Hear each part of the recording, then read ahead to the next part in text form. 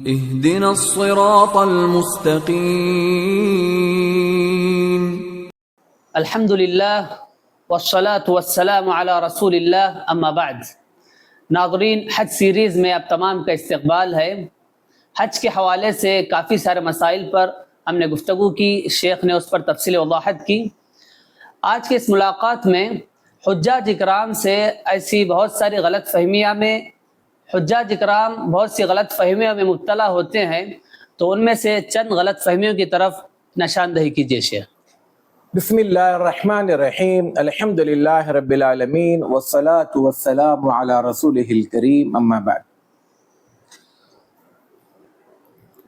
یقیناً بہت سارے حاجیوں کے ذہنوں میں بہت ساری غلط فہمیاں ہیں۔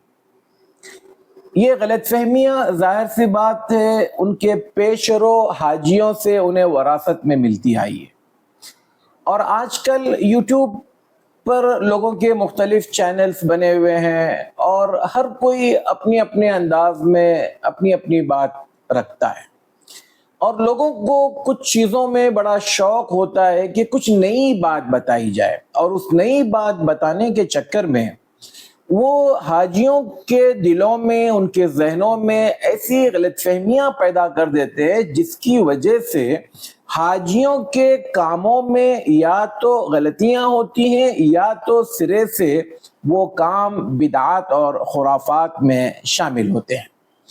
ظاہر سی بات ہے یہ غلط فہمیاں بہت زیادہ ہیں۔ ہم ان میں سے کچھ غلط فہمیوں کا جو ازالہ کر سکتے ہیں اور اپنے حصے کی جو شمع جلا سکتے ہیں، ہم یہاں پر اس کو رکھتے ہیں انشاءاللہ۔ نمبر 1، حاجیوں کے درمیان میں یہ غلط فہمی ہے، بلکہ بعض علماء بھی یہ بات کرتے ہیں کہ کعبۃ اللہ کا جب طواف ہو رہا ہو تو بندے کو کعبۃ اللہ پر نظر نہیں ڈالنی چاہیے۔ یہ عجیب بے تکی منطق ہے۔ ارے بھائی، جب کعبۃ اللہ کوئی چھوٹی چیز تو ہے نہیں کہ بندہ اس سے چھپ کر نکلے۔ کعبۃ اللہ اتنی بڑی وہ ایک بلڈنگ نما عمارت ہے کہ اور اس کا غلاف کعبہ چاہتے نہ چاہتے ہوئے اس پر نظریں پڑتی ہیں، تو یہ انتہائی بے تکی منطق ہے کہ بندہ طواف کرنے کے وقت میں کعبۃ اللہ پر نظر نہ ڈالے۔ کچھ بھائیوں کے سوالات مکہ سے آئے ہیں، وہ یہ کہتے ہوئے کہ میں نے کوشش کرنے کے باوجود اس پر عمل نہیں کر سکا کہ اپنی نگاہوں کو کعبۃ اللہ سے دور رکھوں۔ آپ یہ کہہ سکتے ہیں کہ بندہ جب طواف کر رہا ہوتا ہے تو سامنے کی جانب دیکھے اور کعبۃ اللہ اس کے بائیں جانب ہو، اس بیچ میں کعبۃ اللہ پر نظریں پڑے گی۔ ہاں، البتہ یہ آپ نہیں کہہ سکتے کہ بھئی آپ طواف کر رہے ہوں اور اس طرح سے چل رہے ہیں اور آپ کی نظر کعبۃ اللہ، یہ تو سمجھے والی بات ہے، کیونکہ سامنے پتہ نہیں آپ کے کون چل رہا ہے، آپ بے خیالی میں ہوں گے، کسی کے پیر پر پیر مار دے یا کسی کو دھکا دے تو آپ سامنے دیکھیں، لیکن یہ کسی صورت میں کہیں سے کوئی ثابت شدہ چیز نہیں ہے کہ بندہ طواف کرنے کے وقت میں کعبۃ اللہ کو نہ دیکھے۔ بالکل نظریں پڑے گی، آپ دیکھ سکتے ہیں، دیکھنے میں کوئی حرج نہیں ہے۔ ہاں، البتہ آپ کنٹینیو اس پر نظر رکھ کر اس طرح سے گردن کریں تو میں سمجھتا ہوں شاید یہ ٹھیک نہیں ہے۔ اچھا، ایک غلط فہمی اور ہے، وہ یہ کہ ایک اتفاق سے کسی حج ٹریننگ کیمپ میں کسی نے یہ بات بتائی ہے۔ اب مجھے نہیں پتا بندہ کون ہے، میں نہیں جانتا، انہوں نے نام بھی بتایا، لیکن بہرحال ہمیں ناموں سے نہیں، جو بات کہی گئی ہے غلط ہے اس کا رد کرنا ضروری ہے۔ وہ جو بندے نے حاجیوں کو ٹریننگ دینے کے لیے آیا تھا، وہ اس نے ایک بات یہ بتائی کہ جب تم مکہ میں اترنے لگو تو اپنے چپلوں کو اپنے ہاتھ میں اٹھاؤ، بغیر چپل کے آپ مکہ کی سرزمین پر اپنے پیر رکھو، چند قدم بغیر چپل کے چلو گے تو مکہ کی جتنی برکتیں ہیں وہ آپ کے پیروں سے آپ کے اندر آ جائے گی۔ یہ بھی بڑی بے تکی منطق ہے۔ ارے بھائی، مکہ کی چلچلاتی دھوپ اور اس کی تارکول والی جو روڈ ہے، اس پر اگر کسی بزرگ نے یا کسی خاتون نے اس طرح کی جو احمقانہ مشورہ دیا گیا ہے اس پر عمل کریں گے تو بیچارے کا پیر پہلے دن ہی اس کی واٹ لگ جائے گی. کبھی اندازہ کیا ہے جس نے یہ بات کہی ہے کہ یہ اور پوری برکتیں اس کے اندر مطلب زمین کے اندر برکتیں رکھی گئی ہے اور اس کے پیر رکھنے ہی وہ برکتیں آ جائیں. ایسی بات نہ اللہ کے رسول صلی اللہ علیہ وسلم نے کی، نہ سلف صالحین سے یہ اس بات کا ثبوت ہے، اور نہ معتبر اور مستند علماء اس بات کی لوگوں کو تلقین کرتے ہیں. یہاں پر ہمارے پاس بڑے بڑے علماء خود سعودی عرب کے ہیں، کسی نے یہ بات نہیں کہی. اب ہمارا صنم قدے ہند سے اٹھنے والا ایک آدمی لوگوں کے اندر ایک جذباتی چیز پیدا کرنے کے لیے اس طرح کی بات کر دیتے ہیں، اور ہو سکتا ہے ہمارے حاجی بیچارے گرمیوں کی حالت میں اگر جائیں اور اس طرح کا عمل کریں تو پیر پر چھالے آ جائیں، پیر میں کچھ تکلیف ہو جائے، وہ گرم تارکول اس پر لگ جائے، چٹکا بیٹھ جائے، کیا کچھ اس کے انجام ہو سکتے ہیں انہیں اس کا اندازہ نہیں ہے. بہرحال یہ ایک احمقانہ حرکت ہوگی، بے وقوفانہ حرکت ہوگی. اس طرح سے آپ بالکل چپل پہن کر اتریے، جو برکتیں ہیں وہ آپ کے عمل سے آئے گی. آپ اپنے حج کو حج نبوی بنائیں، اللہ تعالیٰ آپ کو بابرکت بنائے گا. آپ اللہ کے رسول صلی اللہ علیہ وسلم کی سنتوں پر عمل کیجئے، برکتیں آپ کے قدموں پر لا کر رکھ دی جائے گی. آپ اللہ کے حکم کے مطابق اپنے آپ کو رکھیے، انشاءاللہ اللہ تبارک و تعالی آپ کو برکتوں سے بھر دے گا. اس طرح کی واہیات چیزوں سے کچھ حاصل نہیں ہونا ہے. ایک اور چیز جو حاجیوں کے درمیان میں غلط فہمی کی یہ آتی ہے وہ یہ کہ حج اکبر اور حج اصغر ایک اصطلاح ہے. حاجی عام طور پر یہ سمجھتے ہیں کہ اگر یوم عرفہ جمعہ کے دن آئے گا تو وہ حج اکبر ہے، ورنہ عام دنوں میں آئے گا تو وہ حج اصغر ہے. یہ ایک غلط فہمی ہے. حج اکبر حج کو کہتے ہیں جو ذوالقعدہ میں 8 تاریخ سے لے کر 12 یا 13 تاریخ تک حاجی مینا، عرفات اور مزدلفہ میں رہتے ہوئے یا مکہ میں طواف کرتے ہوئے ادا کرتے ہیں. حج اصغر یہ برس کے 12 مہینے کیا جانے والا ایک عمل ہے جس کا تعلق صرف حرم مکی سے ہے، جہاں پر حاجی احرام کی حالت میں آ کر طواف اور سعی کر کر عمرہ ادا کرتا ہے. عمرے کو حج اصغر کہتے ہیں.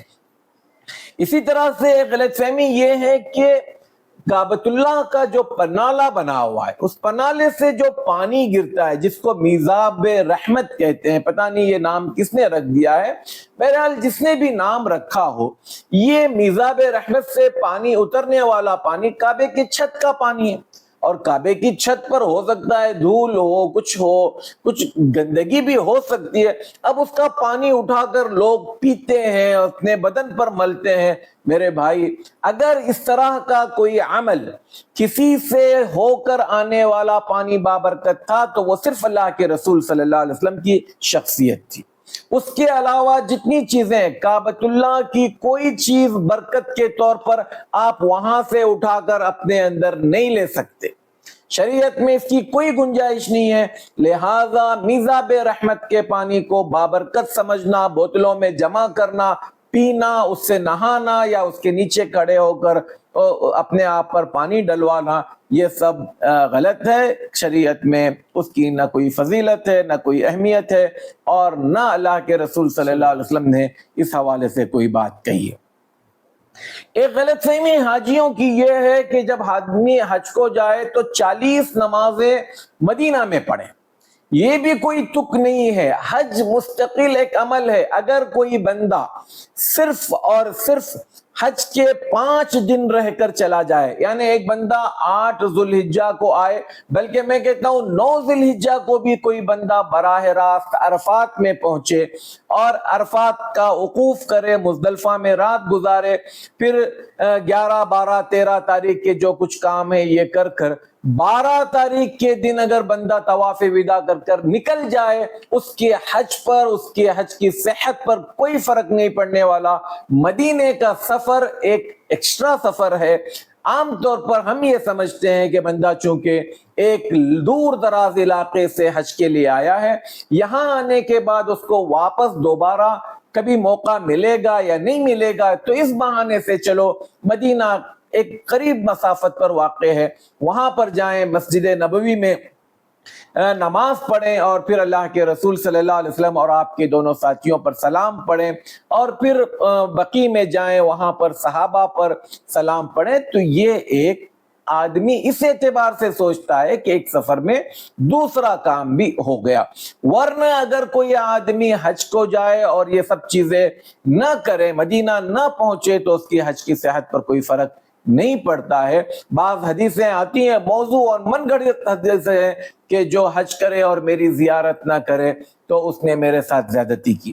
ایک بات اور میں حاجیوں کو بتا دوں، ہو سکتا ہے ہم حج کے حوالے سے، حج کے بعد جو ہے مدینہ وغیرہ کے بھی حوالے سے اگر ضرورت پڑتی ہے تو ویڈیو بنائیں گے، لیکن فی الوقت ایک بات بہت ضروری ہے، وہ یہ کہ جب آپ مکہ سے مدینہ جا رہے ہو تو آپ کے ذہن میں یہ نہ ہو کہ آپ روضہ شریف کو دیکھنے کے لیے یا اللہ کے رسول صلی اللہ علیہ وسلم کی قبر کی زیارت کے لیے جا رہے ہیں، بلکہ آپ کی نیت یہ ہونی چاہیے کہ آپ مسجد نبوی کے لیے جا رہے ہیں، مسجد نبوی میں نماز پڑھنے کے لیے جا رہے ہیں، کیونکہ اللہ کے رسول صلی اللہ علیہ وسلم فرماتے ہیں 3 مساجد ایسے ہیں جن کی طرف سفر کر کر جایا جا سکتا ہے، ان میں سے مسجد حرام مکہ مکرمہ ہے، مسجد حرام مدینہ منورہ ہے، اور مسجد اقصی ہے.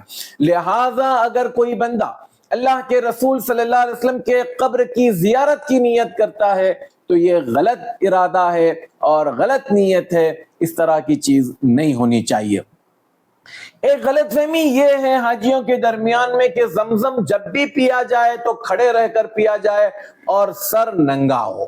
بعض اوقات لوگ جو ٹوپی پہنے ہوئے ہوتے ہیں وہ ٹوپی نکالتے ہیں، بیٹھے ہوئے ہوتے ہیں، اٹھ کر کھڑے ہوتے ہیں، پھر پانی پیتے ہیں. زمزم کے پینے کے وہی آداب ہیں جو عام پانی کے پینے کے ہیں.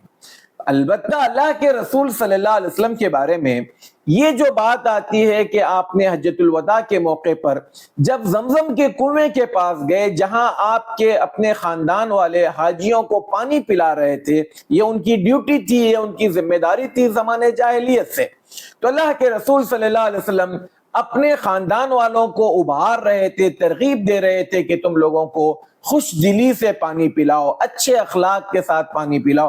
تو اس وقت میں آپ صلی اللہ علیہ وسلم کو جب پانی پیش کیا گیا، چونکہ حوض کے یا زمزم کے کنویں کے آس پاس میں کیچڑ تھا، پانی بھرا ہوا تھا، بیٹھنے کے لیے مناسب جگہ نہیں تھی، تو آپ صلی اللہ علیہ وسلم وہاں پر کھڑے رہ کر پانی پیے. اور چونکہ حالت احرام میں تھے، سر آپ کا ننگا تھا. اللہ کے رسول صلی اللہ علیہ وسلم کے اس عمل کو حجت بنا کر بندہ جو ہے اب جب دنیا میں جہاں کہیں کسی کے سامنے زمزم پیش کیا جائے وہ بیٹھا ہوا آدمی کھڑا ہو جائے یا سر سے، یہ ایک طرح کی میں سمجھتا ہوں ایک غلط فہمی کی وجہ سے یہ سب کچھ ہو رہا ہے. تو لہٰذا زمزم بھی اگر بندہ پیے تو وہی آداب ہے، بیٹھ کر پیے، سر پر ٹوپی رہی ہے تو رہنے دے، اس کو یہ سب کچھ کرنے کی ضرورت نہیں.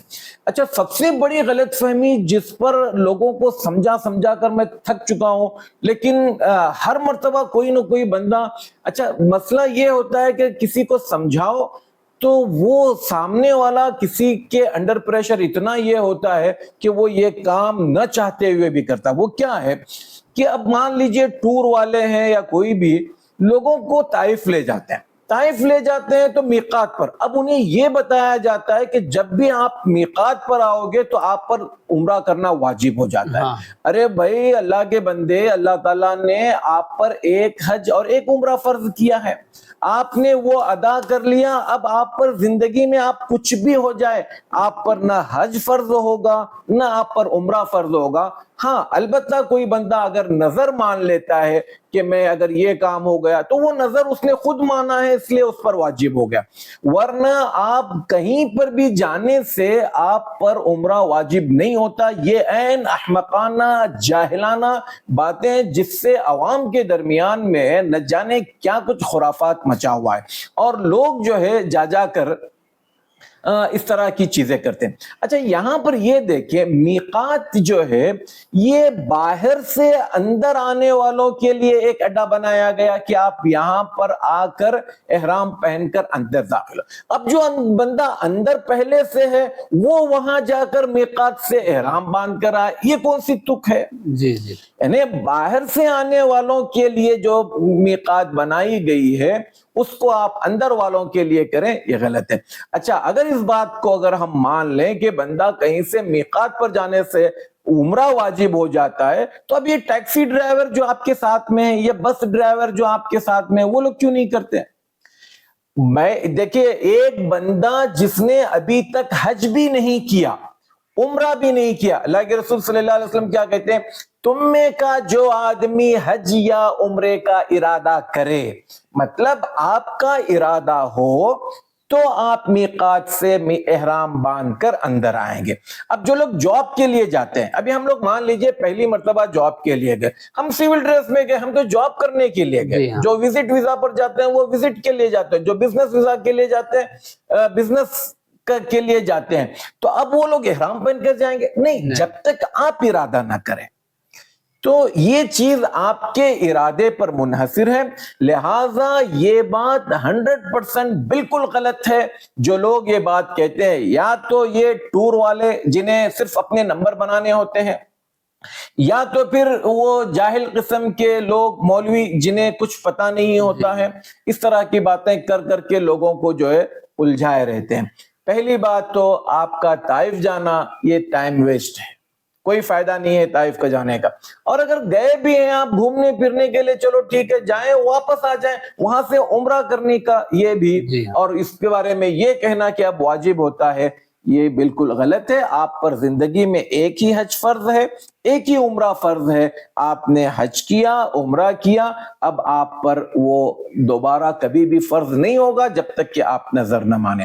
اور ویسے بھی اگر آپ کا فرض حج اور عمرہ نہیں ہوا ہو اور آپ کام سے جا رہے ہیں، اندر کسی ڈیوٹی کے لیے جا رہے ہیں، کوئی کسی ہنگامی صورتحال کے لیے آپ جا رہے ہیں، تو اس صورت میں جب تک آپ خود ارادہ نہیں کریں گے آپ پر یہ حکم لاگو نہیں ہوگا۔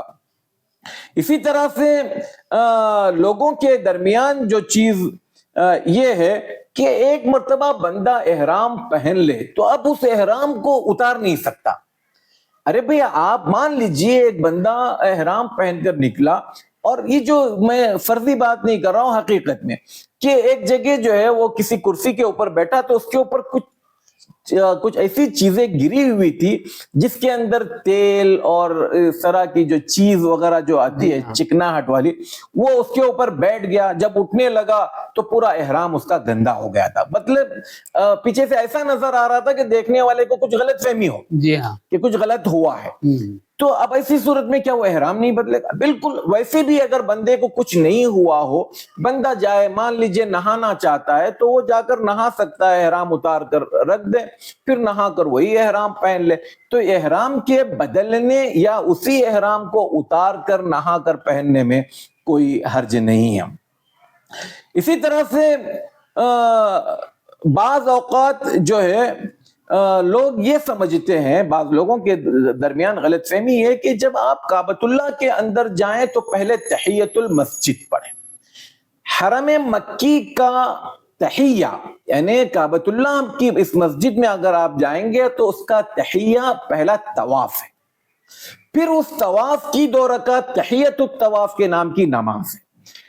اب جب آپ جائیں اور طواف کرنے کے لیے آپ کے پاس وقت ہے تو آپ کو پہلے طواف کرنا چاہیے، تحیۃ المسجد نہیں پڑھنا چاہیے۔ مان لیجیے آپ مسجد حرام میں داخل ہوئے اور اذان کا وقت ہونے والا ہے، اب 15 منٹ کے بعد 20 منٹ کے بعد جماعت کھڑی ہونے والی ہے، اور آپ اذان سے مان لیجیے تھوڑی دیر پہلے یا اذان ہو رہی ہے آپ پہنچے، تو اب آپ وہاں پر سنت پڑھ سکتے ہیں۔ کیوں کہ آپ طواف کے لیے اندر جائیں گے تو پھر طواف تو مکمل نہیں ہوگا، پھر نماز کے لیے آپ کو رکنا پڑے گا، یا ہو سکتا ہے ابھی سے وہ طواف خالی کر رہے ہوں۔ تو یہ ایسی صورت میں تو آپ نماز پڑھ سکتے ہیں، ورنہ بندہ جب مسجد حرام میں داخل ہوگا تو مسجد حرام کا تحیہ اس کا طواف ہے، اور اس طواف کے تحیہ میں 2 رکعت سنت نماز رکھی گئی ہے۔ اسی طرح سے غلط فہمی یہ ہے کہ بندہ جب احرام پہنتا ہے تو اس احرام کے نیت کرنے سے پہلے 2 رکعت نماز پڑھنی چاہیے. جی تحیت الاحرام نام کی کوئی نماز نہیں ہے. البتہ اللہ کے رسول صلی اللہ علیہ وسلم نے ظہر کی نماز یا عصر کی نماز پڑھ کر آپ نے احرام باندھا. لہذا جو بندہ احرام باندھنا چاہتا ہے تو وہ نماز کا وقت طے کرے کہ فلاں نماز کے بعد میں احرام باندھوں گا. یا مان لیجئے فرض نماز کا کوئی وقت نہیں ہے تو تحیت الوضو کے نام کی 2 رکعت نماز پڑھے اور پھر اس کے بعد احرام باندھے یا نیت پڑھے. لیکن تحیت الاحرام نام کی کوئی نماز شریعت میں نہ یہ اصطلاح ہے، نہ یہ کوئی نماز ہے، اور نہ اس طرح کی کوئی چیز ثابت ہے. سلا ہوا کپڑا پہننا، اس حوالے سے کیا غلط فہمی ہے، اس حوالے سے ہم نے مستقل ایک ویڈیو بنایا تھا. لہٰذا اس غلط فہمی کو دور کرنے کے لیے آپ ضرور اس ویڈیو کو دیکھ لیجئے. اسی طرح سے لوگوں کے دلوں میں جو غلط فہمی یہ ہے کہ جمرات کو وہ شیطان سمجھتے ہیں، یا یہ سمجھتے ہیں کہ وہ شیطان واقعی میں وہاں پر بندھا ہوا ہوتا ہے اور جو کچھ ہمیں غصہ نکالنا ہے اس پر مار کر توڑ کر جوتے چپل گالی بکتے ہوئے کچھ بھی کریں. تو یہ بھی ایک غلط فہمی ہے. اس حوالے سے بھی ہم نے ایک مستقل ویڈیو بنایا تھا کہ جمرات میں کیا غلطیاں ہوتی ہیں. اس ویڈیو کو بھی اگر دیکھ لیا جائے تو انشاءاللہ یہ غلط فہمی دور ہو جائے گی. اسی طرح سے لوگ جو ہے کنکریوں کے حوالے سے اس غلط فہمی کا شکار ہوتے ہیں کہ وہ کنکریاں مزدلفہ سے ہی اٹھائی جائیں، اور بعض لوگ اگر مزدلفہ سے کنکریاں نہ اٹھا سکے تو واپس دوبارہ آتے ہیں مزدلفہ سے کنکریاں اٹھانے کے. میرے بھائی کنکریاں آپ کہیں سے بھی اٹھا سکتے ہیں، مزدلفہ سے اٹھائیں، راستے سے اٹھائیں، مینا سے اٹھائیں یا مکہ سے اٹھائیں. اہم یہ نہیں ہے کہ آپ کہاں سے اٹھا رہے ہیں، سائز اہم ہے. اور بعض علماء نے یہ کہا کہ جو کنکریاں ماری ہوئی ہے اس کو نہ اٹھائیں، باقی کی آپ کوئی بھی کنکریاں اس کو مار سکتے ہیں. اللہ کے رسول صلی اللہ علیہ وسلم نے مزدلفہ سے کنکریاں اس لیے اٹھایا تاکہ تمام صحابہ تک میسج جائے کہ یہ جو ماری جانے والی کنکریاں ہیں اس کا سائز کیا ہونا چاہیے. تو آپ صلی اللہ علیہ وسلم نے لوگوں کو بتایا اور اپنے صحابہ کے ذریعے سے لوگوں کو سمجھایا کہ دیکھو یہ جو ماری جانے والی کنکریاں ہیں یہ چنے کے دانے کے برابر یا بکری کے مینگنی کے برابر ہونی چاہیے. اسی طرح سے ہماری جو لوگوں کے اندر غلط فہمیاں یہ ہے کہ کعبۃ اللہ کو جہاں جگہ ملے چمٹا رہ جائے، اس کو رگڑتے رہتے ہیں، اس کو چومتے رہتے ہیں، یا اس سے دھول نکالنے کی کوشش کرتے ہیں، اپنے کپڑوں کو گھماتے ہیں کرتے ہیں. میرے بھائیوں، کعبۃ اللہ میں آپ کو بہت زیادہ جذباتی ہونے کی ضرورت نہیں ہے. کعبۃ اللہ کا سب سے عظیم ترین اگر کوئی حصہ ہے تو وہ حجر اسود ہے. اور حجر اسود کے حوالے سے ہم نے آپ کو بتایا تھا کہ حضرت عمر رضی اللہ تعالیٰ عنہ نے کہا تھا، اے پتھر میں جانتا ہوں کہ تو پتھر ہے، نہ فائدہ پہنچا سکتا ہے نہ نقصان پہنچا سکتا ہے. اللہ کی قسم اگر میں اللہ کے رسول صلی اللہ علیہ وسلم کو تجھے بوسہ دیتے ہوئے نہ دیکھتا تو کبھی بھی بوسہ نہ لیتا.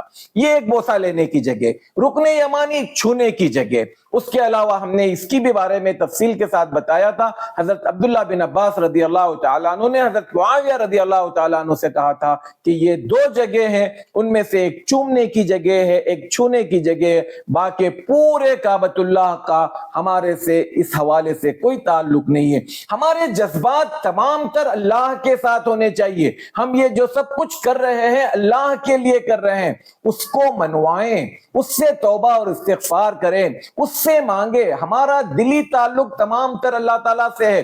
یہ کعبۃ اللہ کا احترام، اس کا مقام اور مرتبہ ہم اس لیے کر رہے ہیں کہ اللہ اور اس کے رسول صلی اللہ علیہ وسلم نے ہمیں حکم دیا ہے. تو لہٰذا پورے کعبۃ اللہ پر اس طرح کی کوئی چیز نہ کی جائے. مقام ابراہیم کے حوالے سے بھی لوگ اس کو بھی چھونے کی کوشش کرتے ہیں، کچھ چومنے کی کوشش کرتے ہیں، کچھ اس پر بھی کپڑا رومال وغیرہ گھماتے ہیں. یہ سب بھی غلط فہمیاں ہیں.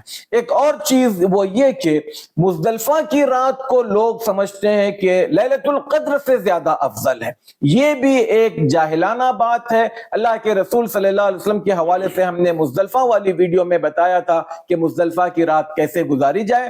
اللہ کے رسول صلی اللہ علیہ وسلم نے مزدلفہ میں مغرب عشاء کی نماز پڑھے اور سو گئے. اس رات میں سونا افضل ہے، اس میں کوئی عبادت وغیرہ نہیں ہے. ایک آخری بات کہہ کر میں اپنی بات کو ختم کرتا ہوں. عوام میں یہ بات بہت بہت بڑے پیمانے پر وائرل ہوتی رہتی ہے، ہر بات پر دم واجب ہوا، اتنا دم کرتے رہتے ہیں کہ لوگوں کا دم نکلتے رہتا ہے۔ ارے بھائی، اس میں ہم نے گنایا ہے، بلکہ ہماری ویڈیو بنی ہے فدیہ وغیرہ کے حوالے سے، ہماری مستقل ویڈیو بنی ہے۔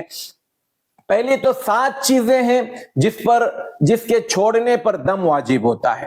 جو حج کے واجبات ہیں 7 چیزیں، یہ اگر چھوٹ جائیں تو ان پر دم ہے۔ اور اس کے علاوہ ہم نے تقریباً 7-8 چیزیں ایسی ہیں جس میں دم تو آپشن میں ہے، اس کے علاوہ کچھ کام ایسے ہیں جس میں اگر آپ چاہیں تو آپ 9 کلو اناج دے سکتے ہیں، 3 دن کے روزے رکھ سکتے ہیں۔ اگر یہ دونوں بھی نہیں کر سکتے تو تیسرے آپشن میں آپ کے پاس جو دم دینا ہے، وہ دم کی گنتی بھی آپ کے پاس بہت مختصر ہے۔ لیکن یہاں پر حاجیوں کے اس کے دم، وہاں پر قربانیوں سے زیادہ دم کے جانور ہوتے ہیں، اور بندہ یہ سوچتا ہے کہ میں دم دوں۔ اچھا، یعنی کچھ لوگوں کو شوق ہوتا ہے، اچھا میں یہ کرا دم دوں کیا، میں یہ نہیں کرا میں دم دوں کیا، مطلب اس کی خواہش ہے کہ جہاں میں نے بہت سارے کام کیے، ایک کام میں یہ بھی کروں کہ میں نے دم بھی دیا ہے۔ بھئی دم یعنی ایک جرمانہ ہوا، تو خامخواہ آپ نے کچھ کیا نہیں، پھر بھی دم دینے کے حوالے سے اگر آپ اس طرح سے بے چین ہیں، بے قرار ہیں، تو وہ کہیں نہ کہیں آپ کے دل میں کچھ غلط فہمیاں ہیں، اس کی وجہ سے یہ سب کچھ باتیں ہوتی ہیں۔ تو بہرحال محترم حجاج کرام، شاید بات ہماری بڑی لمبی ہو گئی، لیکن یہ بتانی بہت ضروری تھی۔ آپ اگر صحیح معلومات حج کے حوالے سے جان لوگے، اللہ اور اس کے رسول صلی اللہ علیہ وسلم کے بتائے ہوئے چیزیں آپ کے سامنے آئے گی، معتبر اور مستند علماء سے آپ سنو گے، تو اس طرح کی واہیات اور بیکار کی باتیں آپ کے دل و دماغ کو خراب نہیں کرے گی۔ ورنہ لوگ چاہتے ہیں کہ آپ کو حج جو ہے ایک بھوت بنا کر پیش کرے، ایک ایسی چیز بنا کر پیش کرے جس میں صرف انسان کے دل میں گھبراہٹ، رعب، دہشت پیدا ہو۔ حج بڑا آسان ہے، سمجھ کر کیجئے، کرنے کے چند کام ہیں، رکنے کے چند کام ہیں۔ جن کاموں سے روکا گیا رک جائیے، جو کام کرنے کے وہ کر لیجئے، اور یہ 5 دن آپ اسی انداز میں گزاریں جیسے اللہ کے رسول صلی اللہ علیہ وسلم نے تعلیمات دی ہیں۔ لہٰذا اگر آپ حج کی صحیح طور پر تیاری نہیں کرو گے تو ہر ایرا غیرہ نتو خیرہ آپ کو کہیں نہ کہیں کسی غلط فہمی کی وادی میں چھوڑ آئے گا، آپ بھٹکتے رہ جاؤ گے اور اس طرح کی چیزوں میں آپ الجھے رہو گے، اصل کام جو کرنے کے ہیں وہ رہ جائیں گے، اور بجائے اس کے کہ آپ حج کو جا کر اپنے گناہوں کو دھلوا کر آئیں، آپ کے اوپر کچھ قرضے ہوں گے، کچھ فدیہ ہوگا، کچھ دم ہوگا، اور آپ شاید لوگوں کو نہ بھی بتائیں، ہچکچائیں اور سوچیں کہ نہیں سب کچھ ٹھیک ہو گیا، لیکن آپ یقین کیجئے کل قیامت میں اللہ تعالیٰ کے یہاں آپ کو جواب دینا ہے۔ اس لیے میں حاجیوں سے یہ کہوں گا کہ حج کی تیاری کریں، حج کو پڑھیں، حج کو سمجھیں، یقیناً آپ کے لیے بڑی آسانیاں ہیں۔ حج بڑا آسان اور بہت اچھی عبادت ہے جس میں ہر چیز آپ بڑے خوش دلی کے ساتھ ادا کر سکتے ہیں۔ اللہ تعالیٰ مجھے اور آپ کو کہنے اور سننے سے زیادہ عمل کی توفیق عطا فرمائے۔ ہمارے ویڈیوز کو دیکھتے رہیں، ہماری ویڈیوز کو سنتے رہیں، اور ہمیں ہماری رہنمائی بھی فرمائیں کہ اگر آپ اپنے لیے کچھ خاص چیز سننا چاہتے ہیں تو انشاءاللہ ہم آپ کی خواہشات کو بھی پورا کریں گے، اگر وہ ایسی کوئی چیز ہے جس میں واقعتاً ہمارا، آپ کا یا دوسروں کا اس میں فائدہ ہے۔ تو اس طرح سے حج کے بعد بھی ہماری ویڈیوز کا سلسلہ جاری رہے گا۔ صراط مستقیم سولاپور، اس چینل کو آپ سبسکرائب کیجئے، اس کو شیئر کرتے رہیں تاکہ یہ علم، یہ روشنی اور بھی لوگوں تک پھیلے۔ اللہ تبارک و تعالی ہمیں اپنے دین کا خادم بنائے، کتاب و سنت پر عمل کرنے والا، کتاب و سنت کی نشر و اشاعت کرنے والا اللہ تعالی ہم سب کو بنائے، اور ہمارے اس کام کو اللہ تعالی آخرت کی نجات کا ذریعہ بنائے۔ السلام علیکم ورحمۃ اللہ وبرکاتہ۔ مولانا صغیر احمد عمری حفظہ اللہ ووفقہ لکل خیر، کہ آپ کا جو چینل ہے صراط مستقیم، میں ذاتی طور پر آپ کے ویڈیوز جب سے آ رہا میں دیکھتا ہوں آپ کے ویڈیوز، الحمدللہ ہمارے کچھ شاگرد، کبھی شیخ عارف، کبھی شیخ ابراہیم، بیٹھ کر آپ سے سوال کرتے ہیں، اور آپ بہت بہتر انداز میں ان کے جوابات دیتے ہیں۔ میں آپ سے درخواست کروں گا کہ اس سلسلے کو جاری رکھیں، اور اپنے ناظرین سے کہوں گا کہ آپ ان ویڈیوز کو زیادہ سے زیادہ عام کریں، پھیلائیں،